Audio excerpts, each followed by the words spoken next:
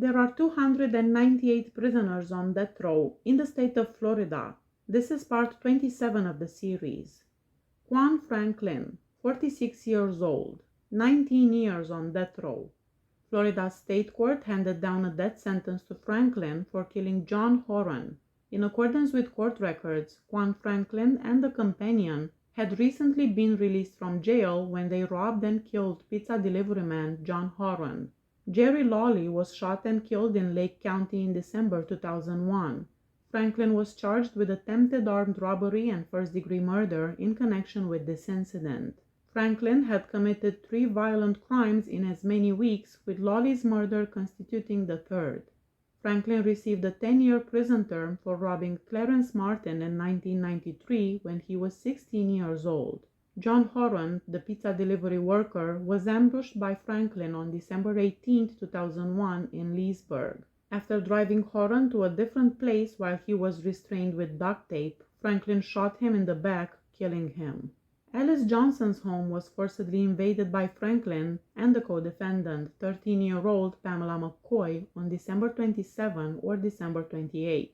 Franklin took Johnson's car and hit her in the head with a hammer. When Johnson was attacked, fragments of her skull became lodged in her brain, causing severe injuries. Johnson was unable to live alone after the attack. Robert Consalvo, 61 years old, 30 years on death row.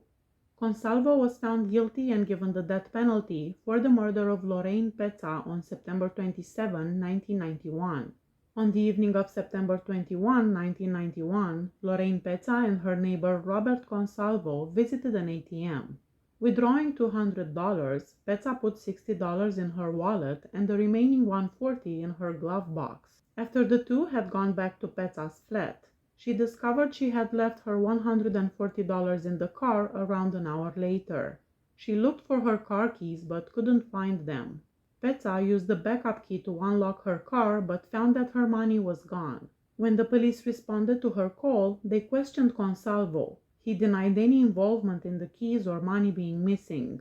He and the police left, but Pezza called the police and asked them to come back. She admitted that she believed Consalvo had stolen the money, but she refrained from saying anything out of fear. She also asked how she might file a complaint against him. Pezza hired a locksmith to replace the locks on her doors, mailbox, and car on September 27, 1991. The final person to see her alive was him. The teller's surveillance video captured Consalvo using Pezza's ATM card on the same day. He was also identified while operating a vehicle that resembled Pezza's. On October 3, 1991, Consalvo was seen entering Myrna Walker's apartment, Lorraine Pezza's downstairs neighbor. Consalvo was arrested after the police were called to the location. Police searched Consalvo and discovered Pezza's checkbook there. When a detective knocked on Pezza's door to ask her about the missing checkbook, no one answered. He placed his business card in her doorway with the request that she phone him as soon as she entered. Police broke into her apartment after her friends and relatives started to worry about her disappearance, and they found the detective's card still in her doorway. The decomposing remains of Pezza were discovered in the apartment. Troy Merck, 51 years old, 30 years on death row. Troy Merck Jr. was found guilty of first-degree murder and given the death penalty on September 7, 1993. On the evening of October 10, 1991, Merck went to a pub in Pinellas County with his friend Neil Thomas, who had traveled to Florida from North Carolina. A number of customers lingered in the parking lot after the pub closed at 2 a.m. Merck and Thomas were two of the patrons and witnesses who had been drinking heavily throughout the evening at the tavern. Merck and his partner were standing in the parking lot, leaning against a parked car with several others inside. They were requested politely not to lean on the car by one of the passengers. Merck apologized sarcastically with his partner. James Anthony Newton came up to the car and started chatting with the people inside.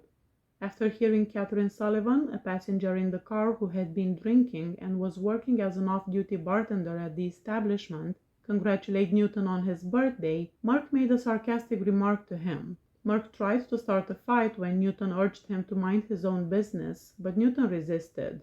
After approaching his vehicle and unlocking the passenger's side door, Mark removed his shirt and tossed it in the back seat. Once more approaching Newton, Mark started pounding him in the back. Sullivan tested that she observed bloodstains on Newton's back and a blade glimmer in the darkness.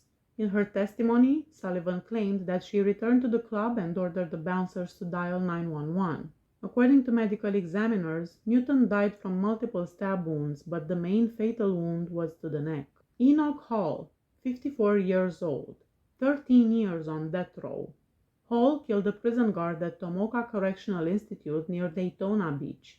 Hall was found guilty of killing Donna Fitzgerald, the prison officer. He was a welder for Tomoka Correctional's PRIDE program, Prison Rehabilitative Industries and Diversified Enterprises, at the time of the murder. According to court records, Fitzgerald was discovered dead from stab wounds inside the PRIDE facility, and Hall acknowledged killing her. Charles Anderson, 69 years old, 29 years on death row. Because Anderson became upset that a male co-worker was taking his stepdaughter Kayna Smith home from work, he was accused of killing the girl.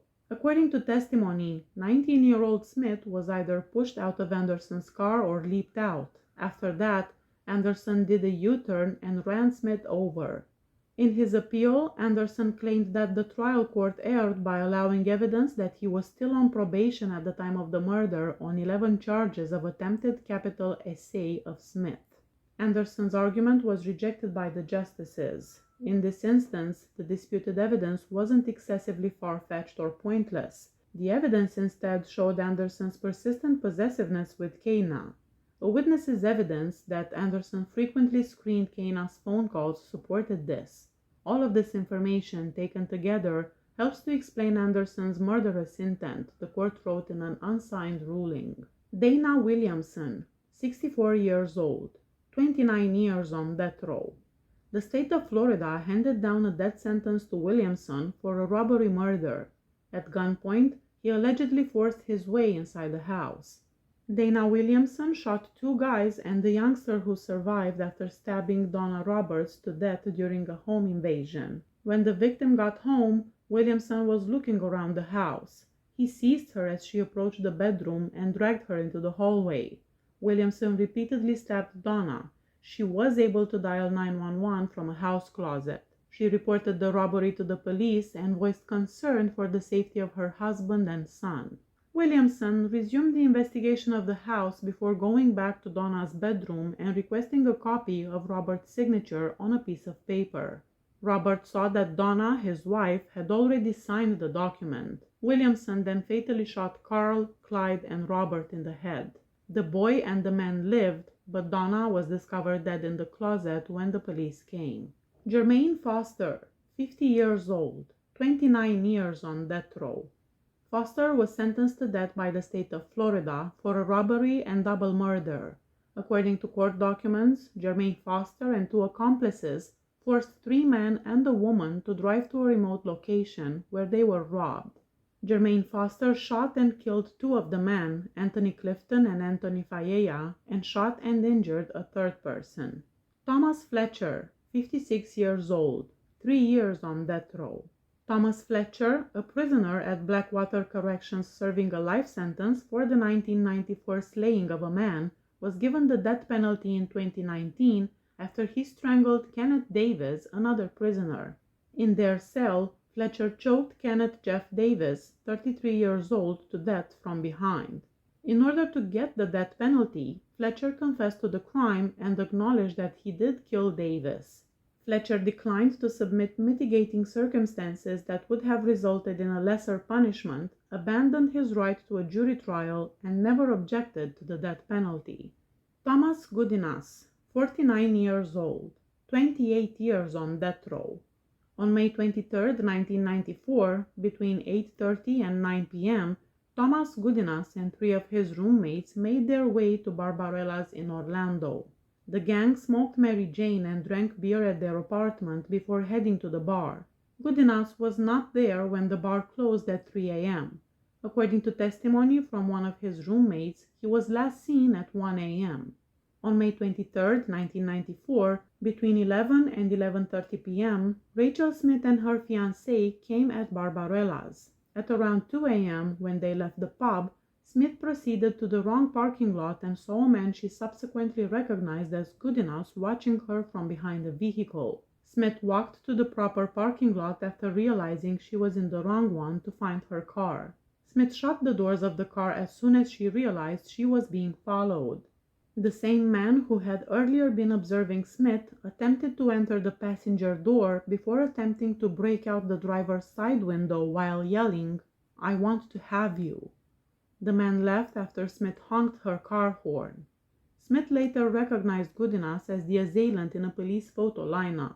At around 2:45 a.m., Michelle McGrath was last seen at Barbarella's.